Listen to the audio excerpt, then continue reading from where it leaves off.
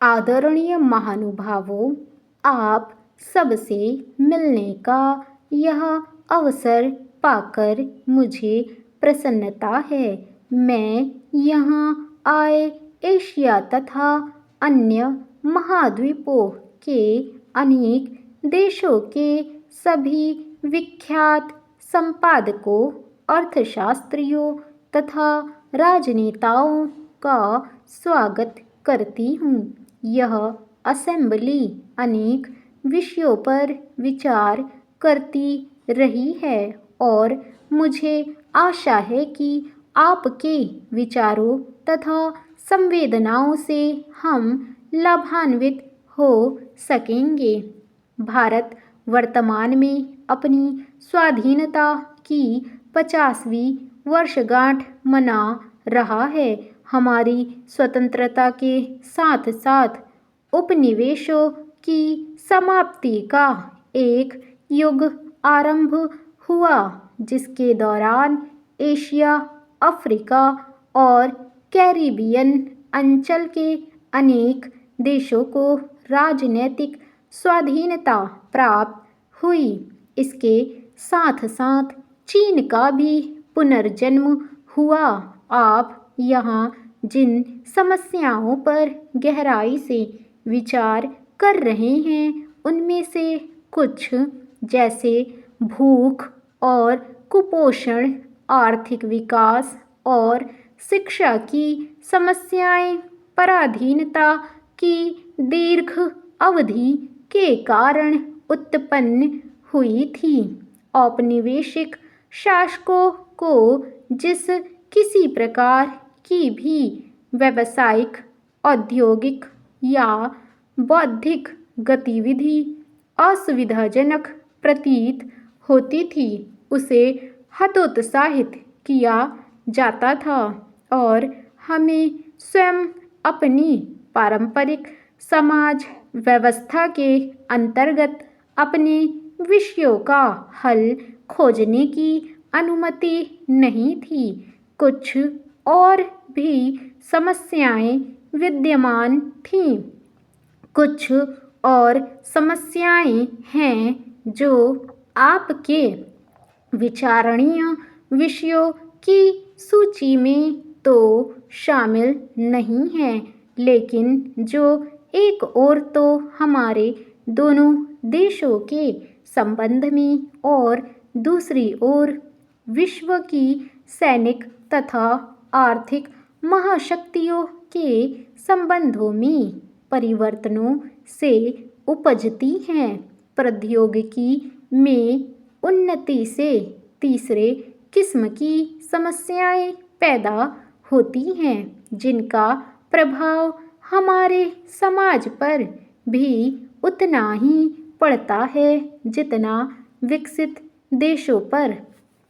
Asia एक विशालतर और प्राचीनतर महाद्वीप है। भूभाग दृष्टि से नहीं, बल्कि विख्यात और लिखित इतिहास की दृष्टि से यह एक ऐसा महाद्वीप है जहाँ असाधारण सांस्कृतिक विविधताएं हैं, जहाँ के ऐसे विविध ऐतिहासिक अनुभव हैं जिनकी तह तक पहुँच पाना कठिन होता है। यूरोप में परस्पर आबाद करने वाले 3 या 4 तत्व उपस्थित रहे हैं, जैसे यूनानी रोमन परंपरा, मसीही चर्च, औपनिवेशिकता की ओर द्रुत विस्तार तथा औद्योगिक क्रांति।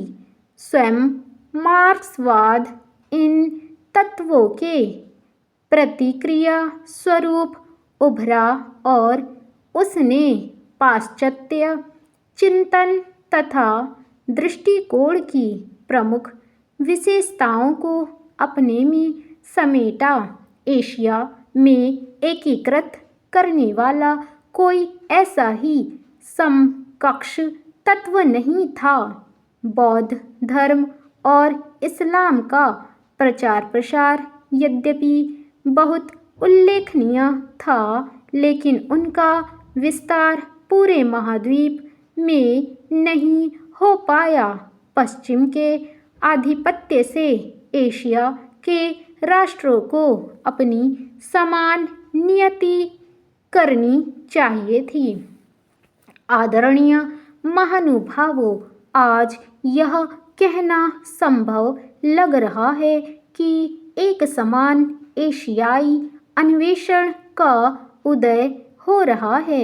एशियाई लक्ष्यों के अंतर्गत है आर्थिक विकास, पारंपरिक समाजों का आधुनिकीकरण तथा राष्ट्रीय प्रभुसत्ता और पहचान पर विशेष जोर।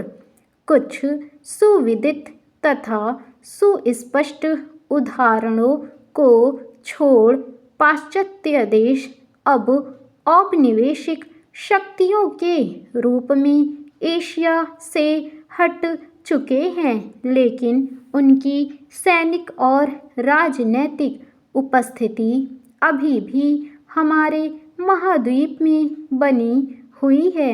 यह कार्य रिक्तता को भरने के नाम पर या साम्यवाद अथवा किसी अन्य वाद के विरुद्ध जिहाद के नाम पर किया जा रहा है।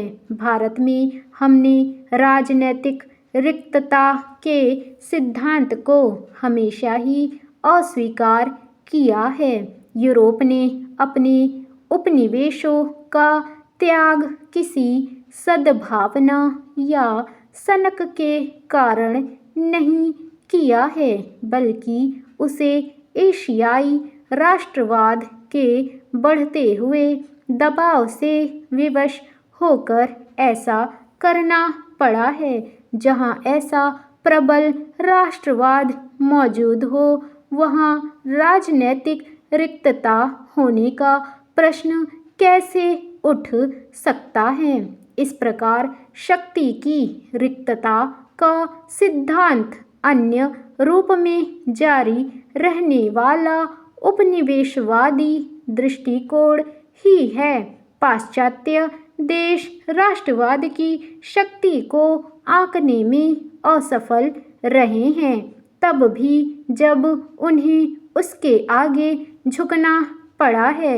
इससे स्पष्ट हो जाता है कि पश्चिमी देश क्यों पिछले 2 दशकों में एशिया में संलग्न हुए और क्यों वे यहाँ विफल रहे। जो विभिन्न गठजोड़ किए गए, वे अब प्रायः लक्ष्यहीन प्रतीत हो रहे हैं। इन गठजोड़ों के द्वारा जिन ताकतों की समाप्ति की बात सोची गई थी, वे अब भी पहले की ही तरह उपस्थित हैं, और चूंकि गठजोड़ों की नीति और तौर तरीके स्पष्टतः विफल हो चुके हैं, इसलिए अब उन्हीं देशों से मेल मिलाप के लिए कोशिशें हो रही हैं जिन पर अंकुश लगाने के प्रयास किए जा रहे थे। शांति और सद्भाव की दिशा में किए गए किसी भी प्रयास का हम स्वागत करते हैं। हमें प्रसन्नता है कि गुटनिरपेक्ष देशों द्वारा व्यक्त विचारों का अनुमोदन किया गया है। भले ही ऐसा विलंब से हुआ है, लेकिन हमें अपने ऊपर लटकती खतरों की तलवार का भी एहसास है। मेल मिलाप के प्रयासों के ऐसे नए शक्ति संतुलन का सूत्रपात करने वाला मौका नहीं बन जाना चाहिए, जिसके अंतर्गत प्रभाव क्षेत्रों को नए सिरे से परिभाषित किया जाए या कुछ महाशक्तियों की इस राय को सबल न बनाया जाए कि वे ही छोटे राष्ट्रों के भाग्य निर्माता हो सकते हैं।